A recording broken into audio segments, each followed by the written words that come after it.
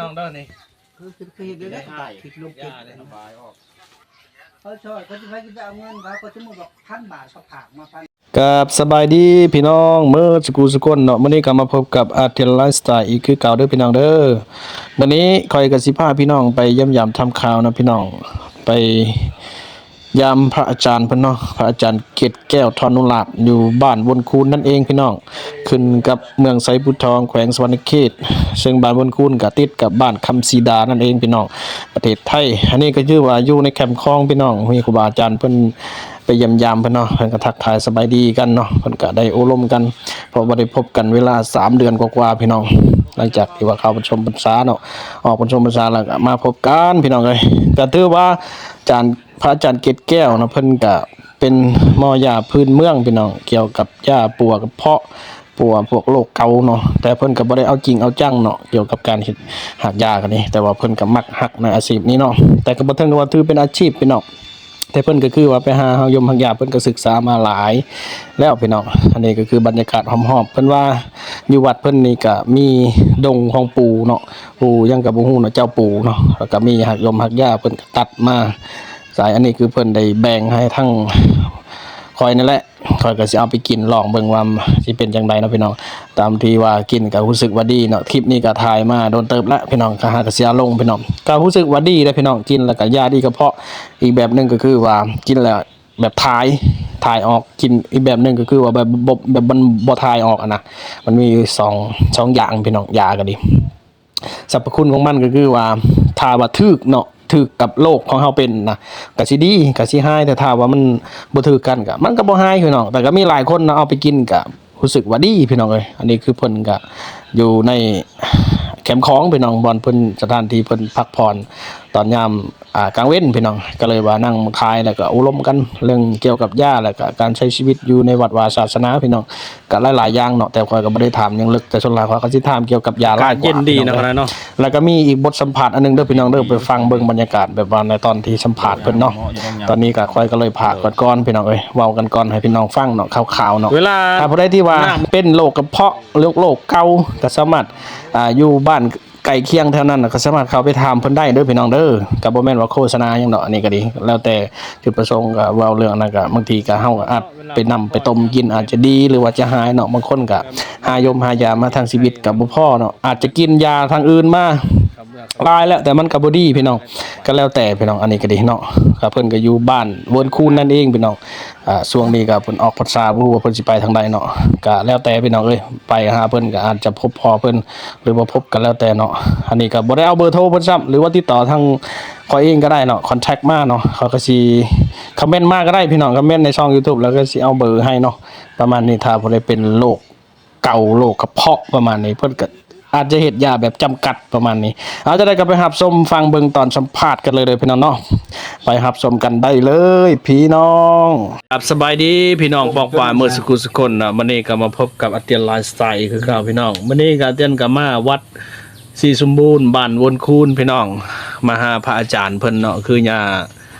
เกตแก้วเนาะเพิ่นก็เป็นเจ้าอาวาสวัดศรีสมบูรณ์บ้านวนคูนได้ยินข่าวว่าเพิ่นนี่ก็บ่ได้ว่าเป็นหมอยาดอกแต่ว่าเพิ่นก็มักฮักเกี่ยวกับที่ว่าจะไปหาหักยมหักยาเนาะเฮาก็สิถามเพิ่นก่อนเนาะนมัสการเขาหน่อยเป็นไดเกี่ยวกับการเฮ็ดยาเนี่ยนะเพราะว่าได้ยินทั้งพ่อแม่ประชาชนอยู่ทางเขตเมืองชนเขาก็ได้ไปต้มยาแล้วครับว่าดีครับว่านะแล้วอยากขอความคิดความเห็นจากย่าเนี่ยนะว่าแนวใดเนาะไปกินมุกยากับมีอยู่ยากับส่วนหลักเป็นยาดีกระเพาะก็เคยเก็บตัวมาแล้วอย่างโยมไปตรวจกับเจ้ากะกับมีผู้ดีก็ดีผู้ถือกับพญาก็ดีอยู่โดยอันนี้ก็มีสองประเภทนี่มาได้เห็นอย่างเงี้ยว่าโดยอันนี้ก็เป็นโรคกระเพาะเกี่ยวกับบ่ถ่ายอย่างเทื่อแล้วก็สีท้องทุกเทียบเห็นขนาดนี้แล้วก็นี่ประเภทที่ว่าถ่ายแล้วก็เป็นลูกเกี่ยวกับกระเพาะกูอันนี้กับนะกูที่ว่าถ่ายดุพี่น้องอยู่แต่ลูกก็ดีอยู่เลยมันอันคือกันเลยไปมาลูกแผลเลยได้กินเบิ่งว่ากันยังไงยังดีที่ท่านนั้นโดยมันคนละที่และย่าก็เคยมีแบบแบบ พ่อแม่ประชาชนเนี่ยนะหรือว่าเอาตัวโยมก็จะเอามาขอบูชาเอานำดอกบ่หรือว่าแบบใด ก็มีอยู่ไม่ออกมาบูชานำ เอาส้ม บูชานำก็เดี๋ยวแต่เพิ่นสิบูชาแล้วก็จะเป็นต้มกินกับเจ้าก็ว่าเป็นไผบาง พ ค อน ดี ก็ ใจ ว่า มาบ้าน นี่แหละ ดีขึ้นหลายเติบอยู่ โดย บางคนก็ดีค่าเลยก็มีขึ้นกับ เพื่อเมือง กับสุขภาพกับเจ้าคือว่า ในชน โดย ระบง มาเยี่ยมอย่า ถือว่าเฮ็ดมาในหลายปีแล้วบ่ขน้อยเกี่ยวกับยานี่ ยาตัวนี้เฮ็ดมานี่ประมาณ 3-4 ปีแล้ว คือมืดเปลือกหัวเนาะ โดย เว้ยมันสิบ่มือทาง แต่เอามา เป็ แต่ น เมื ชั่ อ ว ง โม ชน ง หมดแล้ว ขี่มอเตอร์ไซค์บ่ โดย พาน้อง ว่า ชาย ยากับมีแต่อยู่เมืองชนอยู่แถวนี้บ่ค่อยมีดง บ่ค่อยมีเนาะขน้อยเนาะ มี โดย สมมุติว่าถ้ามีพวกประเภทอันออกตัวโยมหรือว่าพ่อแม่ประชาชนนี่เข้าเจ็บ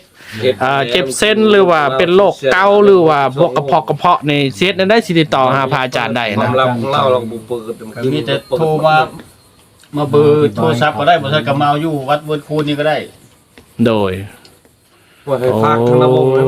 แล้วสมมุติว่าให้เขาจะติดต่อมาเนาะหรือว่าติดต่อทั้งซองเขาน้อยก็ได้บ่หรือว่าทั้งเตียนละเตียงกะชี ก็ได้ก็ให้ก็ติดต่อมาทางเจ้าก็ได้ โด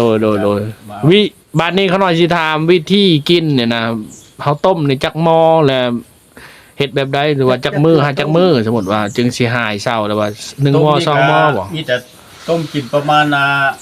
2ทิศคือว่า14-15 มื้อนี่แหละ แต่ว่ากะลำหลังจากเฮากินยากะกะลำประเภทไก่ของดองของเพชรนี่แหละถ้าเป็นโรคกระเพาะก็ได้บ่อยากให้กินประเภทสัตว์ปีกเกี่ยวกับเจ็บหัวเข่า โดยโอ้มันมีกำ เอาเป็นส้มพักส้มหยังนี่แหละบ่อยากให้กิน โดยก็มีการคลำอยู่เนาะ มีอยู่มี ไฟถ่านแล้วมีแต่จะไปต้ม ถ้า ไก่ กิน ถ่าน น้ำยาน้ำแล้วก็กินของพิษน้ำมันก็บ่อยากดี ล้างไผ่ต้ม ไปล้างยา วิธีกินนี่กินเช้าช่วยแรงหรือว่ากินประจำเลยบ่หรือว่ากินน้ำเป็นแทนน้ำเลยบ่หรือว่าจังได จำเลยกินแทนน้ำเลย โดย แทน ต้ม น้ำ เพราะว่าบ่ต้ม ถ้าว่าดีแล้วมันรู้สึกแบบใดมันจะแตกต่างจากที่เก่าบ่หรือว่าสมมุติเฮาเจ็บสมมุติเฮาเจ็บแล้วมันก็เศร้าเจ็บประมาณหรือว่าแบบใดขนาด บรรเทาเนี่ยนะทำมิตรกะแบบว่าเขาเจ้าอกไปอกฮ้อนท้องอกฮ้อนมันยังกะมันก็จิตเศร้าบรรเทาไป ยาย แล้ว ก็ ก็ บ่มีคือหอม ถ้าผู้ดีก็ดีเลยบ่ได้กลับมาเป็นอีก โดย ถ้าผู้ถือกับพญามี มันบ่ได้เข้าได้เข้าไปนั่น โอ้ ก็เคยมีผู้ดีมาแล้ว กินแล้วปุ้งปังแล่นลูกคลองเนี่ย มึงนั่นแหละ โดย ทางเมืองชนก็จะไปต้มกิน โดยเอาเขาน้อยอยากให้ย่าฝากถึง FC หรือว่าผู้ใดที่ว่าเป็นโรคกระเพาะหรือว่าแล้วแต่เนาะกับถ้าสนใจเกี่ยวกับยาพื้นเมืองนี่ให้เขาติดต่อหาย่าโดยตรงหรือว่าจังไดจะให้ย่าออกกับคิดคำเห็นให้แน่เขาหน่อย ก็ติดต่อมาทางพ่อก็ได้แล้วก็ให้แนะนำให้เพิ่นมาเอาอยู่ว่าเปิดตัวนี้ก็ได้เอาไปกินลองเบิ่ง สนใจเราก็ ผู้สมบูชากับบ่ได้หลายดอกถ้าไปบ่มีเงินมีคำก็ไปกินลองเบิ่งก็ได้